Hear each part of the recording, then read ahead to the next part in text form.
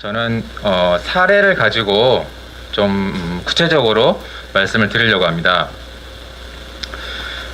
앞에서 잘 설명해 주신 것처럼 이번 그 평등법안은 가장 큰 문제점 중에 하나는 그 차별의 영역을 없앴다는 것입니다. 정의당 차별금지 법안은 그래도 명목상으로나마 4가지 영역으로 제한을 했었습니다. 고용, 교육, 재화, 용역, 행정 이렇게 제한을 했었습니다만은 이번 평등법안에서는 아예 이런 그 제한을 없앴습니다. 그래서 무제한이 됐는데요. 그렇기 때문에 이제 가정 영역에서도 차별이 금지되고 평등법이 적용이 됩니다. 이 그림에 보시는 것처럼 예를 들어서 가정에서 어린 딸이 엄마 난 남자가 되기로 결심했어. 날 더 이상 차별하지 마. 이런 이야기를 했다고 했을 때 엄마가 너 미쳤어? 내 눈에 흙이 들어오기 전까지 절대 안 돼. 알았어? 넌 여자야. 남자가 될 수 없다고. 이렇게 말을 할 수 있겠죠.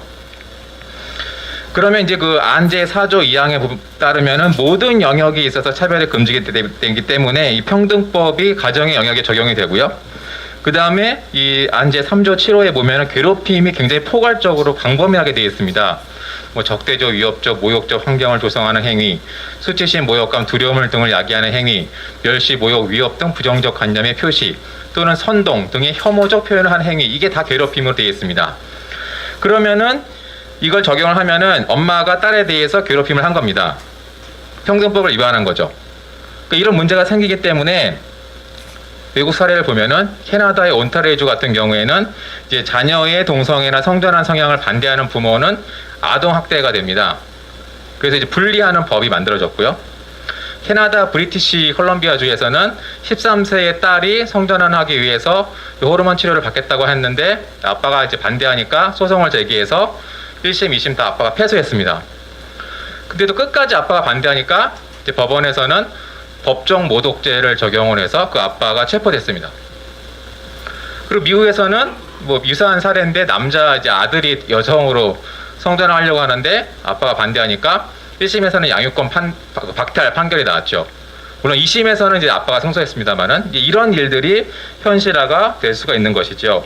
자녀가 부모에 대해서 이제 이런 인권위에 진정하거나 또 손녀가 할머니에 대해서 차별 소송을 제기하거나 이런 일들이 발생할 수가 있는 것입니다. 두 번째는 종교 영역인데요. 이상민 의원께서 처음에는 종교를 예외로 해주실 것처럼 이렇게 말씀을 하시다가 실제로 발의된 법안에서는 종교 예외가 완전히 빠졌습니다. 그러면서 차별 영역이 무제한이 되다 보니까 당연히 이제 종교 영역도 들어갔고요. 종교 영역이라면은 예배, 설교, 성경 공부, 수련회, 종교 집회가 다 포함이 되는 것입니다. 화면에 보시는 것처럼 목사님이 설교를 하시는데 성경에 근거해서 하나님은 동성애에 대해서 가정한 죄라고 하셨습니다. 동성 간의 결혼은 창조 질서에 반하는 것입니다. 라는 설교를 하면 그 예배당 안에서 그 설교를 들은 그 자리에 참석했던 사람 중에서 누군가가 목사님 설교로 날 차별하시는 거죠. 목사님께 소송할 거예요. 라는 것이 가능하다는 것입니다. 또 이 설교라는 거는 조영길 변호사님 잘 설명해 주신 것처럼 요즘 온라인 설교를 많이 하시지 않습니까? 유튜브, 인터넷 방송 다 하기 때문에 집단 소송으로 제기하게 되고 그러면 이제 1인당 100만 원, 500만 원씩 하면은 천문학적인 숫자의 손해배상 청구가 가능하기 때문에 이제 개척교회는 공중분해가 될 것이다 라고 말씀을 드릴 수가 있겠습니다. 그 다음은 이제 개인의 사생활 영역입니다. 차별 영역에 제한이 없기 때문에 친구끼리 술자리 하는 경우, 동창회 모임, 망연회 이런 경우도 다 평등법이 적용이 되는 거죠. 예를 들어서 동창이 만나서 술을 먹었습니다. 야, 동창끼리 오랜만에 만나서 술 한잔 하니 참 좋은데 술 취해서 이제 이렇게 노는 거죠. 그래서 이제 어떤 사람이 이제 같이 있던 친구가 야, 게이같이 더듬지 마. 난 에이즈 걸리기 싫거든. 이렇게 농담을 했다고 할 수도 있겠죠. 술에 취하니까 이런 소리를 할 수 있습니다. 근데 그 자리에 있던 잘 몰랐던 친구가 사실은 동성애자일 수도 있습니다. 그러면은 속으로 이 자식 날 혐오하는 거야? 학교 다닐 때부터 재수 없더니만 두고 보자 가만히 안 두겠어 라고 법적인 조치를 취할 수가 있습니다. 그렇기 때문에 사적 자리에서 사적인 모임에서 누가 동성애자인지 성전환 성향이 있는지 알 수 없기 때문에 이에 대해서 어떠한 부정적인 표현도 할 수 없고 어떠한 반대 의사도 표현할 수 없습니다. 그걸 하는 순간 법원에서 소장이 날라오거나 국가인권원에서 소환 통지장을 받을 수가 있다는 것입니다. 네, 그다음 길거리 전도 영역도 마찬가지인데요. 뭐 기독교든 불교든 어느 종교든 자기 종교의 우세성을 주장하면서 포교를 할 수 있는 자유가 있는 것이죠. 그래서 이 포교의 자유가 종교 자유의 하나로서 보장을 하고 있는 것이죠. 그러면 이제 포교를 하려면 이렇게 길거리에서 전도할 수도 있는 것이죠. 예수 천국, 불신 지옥, 다른 종교를 믿으면 천국에 갈 수가 없습니다. 뭐 예수를 믿어야만 천국에 갈 수 있습니다. 이렇게 전도를 하겠죠. 근데 전도를 들은 상대방이 나는 이슬람교를 믿는데 그럼 내가 지옥에 간다고? 당신 날 지금 차별하는 거야? 라고 하는 것이 성립한다는 겁니다. 왜냐하면 괴롭힘을 당했다는 것이죠. 나의 종교에 대해서 차별했다는 겁니다. 이단, 사이비, 타종교 비판이 다 이제 괴롭힘이 성립될 수 있다는 것이고요. 영국 평등법에 보면은 심지어 무교, 종교가 없는 사람이나 무신론자, 신이 존재하지 않는다고 믿는 사람에 대해서도 종교 차별이 성립한다 라고 되어 있습니다.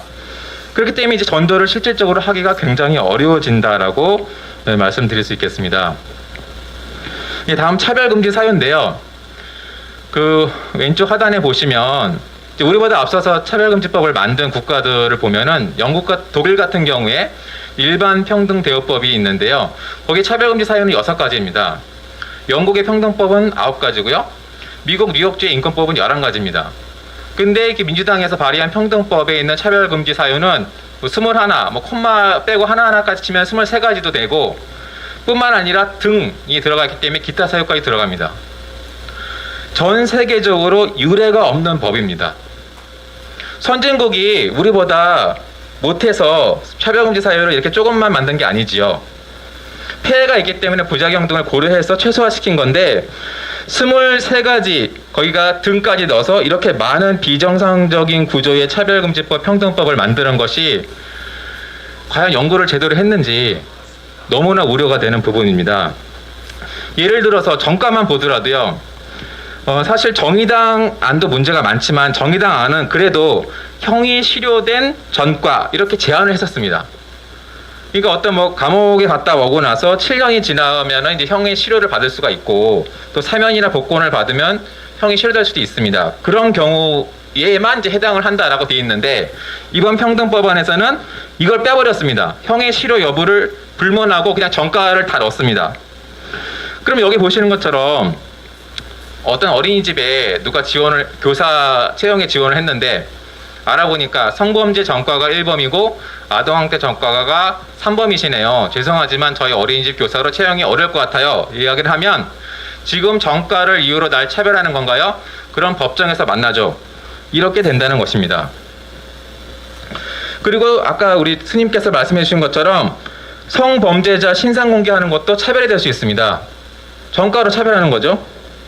또 사상차별금지도 들어있기 때문에 젠더 이데올로기에 반대하는 것은 당연히 차별이 됩니다. 남녀의 생물학적 성별을 해체하려는 사상이 젠더 이데올로기인데 젠더 이데올로기를 반대하는 것은 사상에 대한 차별이 될 수 있다는 것이죠. 다음으로 이 평등법안은 차별 판단의 기준을 변경하고 있습니다. 우리나라의 대법원과 헌법재판소는 이 차별에 대한 심사 기준으로 합리성 기준을 전통적으로 유지하고 있습니다. 즉, 이 차별 금지는 상대적인 평등이라는 겁니다. 같은 것은 같게, 다른 것은 다르게, 또 기회 평등이라는 것이죠. 근데 이 평등 법안은 이 판례와 달리 정당성 기준을 도입했습니다.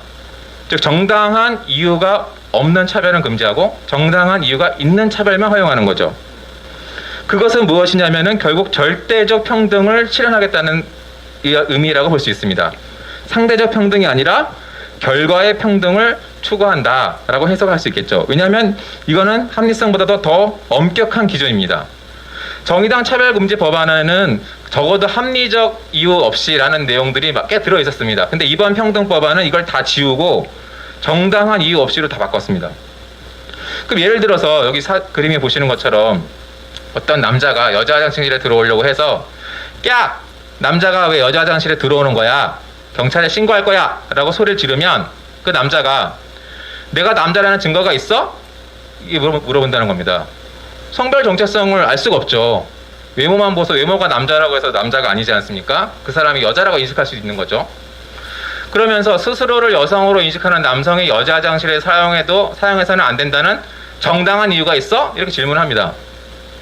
합리적 이유를 따진다면 당연히 안 되겠죠. 그러나 정당한 이유까지 들어간다면은 허용을 해줄 수밖에 없게 되는 것입니다. 네, 그 다음 괴롭힘으로 혐오적 표현 금지가 있는데요. 실제 수업 시간에 선생님이 이렇게 말할 수 있습니다. 얘들아, 오늘은 인간의 유전에 대해서 공부해보자. 동성애와 성전환이 과학적으로 유전이라는 증거가 밝혀지지 않았단다. 이렇게 설명을 하니까 그걸 들은 학생이 선생님, 쌤, 그건 가짜뉴스예요. 저의 인권을 침해하셨으니 당장 사과하세요. 옆에 있는 친구가 저 쌤 딱 걸렸어. 국가인권위에 신고하고 차별소송으로 고고싱. 이거 실제 사례입니다. 미국의 산호세 시립대학의 준 셸돈 생물학 교수가 수업 시간에 동성애가 유전이라는 수강생의 질문을 받고 답을 해준 다음에 대학에서 해고가 되었습니다.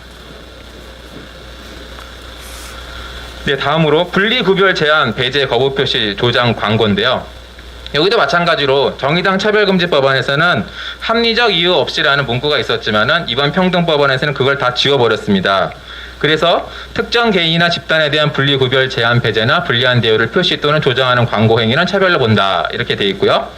여기서 광고가 여러 가지로 정의가 되어 있는데 그 중에 하나가 5개 광고물법상의 광고도 포함이 됩니다. 그러면 이제 현수막이나 이런 벽보, 전단 이런 것들이 다 이제 5개 광고물이 되는데요. 예를 들어 교회에서 지금 큰 무리를 일으키고 있는 신천지에 대해서 신천지 출입금지 아웃이라는 이런 현수막을 건 데가 많습니다. 또 스티커를 붙인 데가 있죠. 그럼 그걸 보고 나서는 저 교회가 차별하는 현수막을 걸었잖아. 국가인권위의 도움을 받아서 소송을 걸자. 이렇게 된다는 겁니다. 뭐 평등법안에는 소송 지원단까지 구성을 해서 국가에서 지원을 해주기 때문에 소송 거는 건 너무 쉽습니다. 그러니까 이거 건 교회들은 이제 타겟이 될 수 있다는 거죠. 실제로 영국에서는 런던 시내버스에서 동성애를 옹호하는 광고를 걸자 이제 탈동성애가 가능하다는 광고를 반대 측에서 걸었는데 이 탈동성애 시내버스 광고가 이 시내버스 회사에서 내렸습니다. 항의를 받아서 내렸더니 소송을 했는데 법원에서는 그 광고 탈동성애 광고를 내린 것이 평등법 위반이 아니다라는 판결을 내린 바가 있습니다. 네, 그 다음으로 또 문제가 되는 부분은 차별시정 기본계획 수립 시행인데요. 조영길 변호사님 설명해 주신 것처럼 이제는 정부뿐만이 아니라 사법부와 입법부에도 이거를 지금 강요를 하게 되어 있습니다. 그래서 이제 어떤 판사가 동성 커플의 입양 서비스를 제공을 하지 않는 것은 차별이 아니다라는 판결을 내렸다라고 생각해 볼 수 있겠죠. 그런데 그 이후에는 이제 징계위원회에 회부가 돼서 김 판사 차별시정 기본계획을 위반했으니 징계위원회에 출석하시오라고 된다는 것입니다. 이것도 실제 사례인데요. 영국에서 이 리처드 페이지라는 판사가 동성 커플의 입양을 반대했다는 이유로 해임이 된 실제 사건이 있었습니다. 이것이 이제 우리나라에서도 현실화가 되는 것이고요. 입법부도 마찬가지로 이제 차별금지법을 반대하거나 동성혼 합법화 입법에 반대하는 것은 차별시정계획 수립 위반으로 이제 몰릴 수가 있는 것입니다. 일단 차별구제 조치들 보면은 굉장히 무겁습니다. 감당할 수 없는 과도한 법적 제재가 부과되는데요. 어떤 분이 뭐 신학교 교수님이나 또는 이 종립학교 교사가 성경을 인용해서 동성애에 대해서 성경적인 원리를 설명하고 또 동성결혼은 성경에 반한다라는 말을 하면은 여기 나오는 것처럼 이러한 여러 가지 법적인 제재를 당할 수가 있습니다.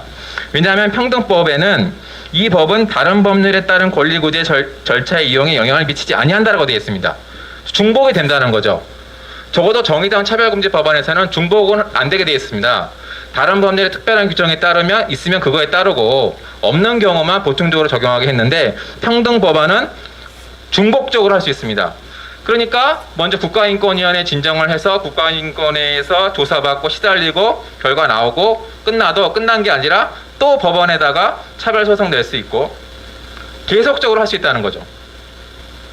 그리고 이제 법원의 조치를 안 따르면은 배상 명령이 나오기 때문에 실질적으로는 뭐 이행강제금하고 똑같다고 볼 수 있겠고요.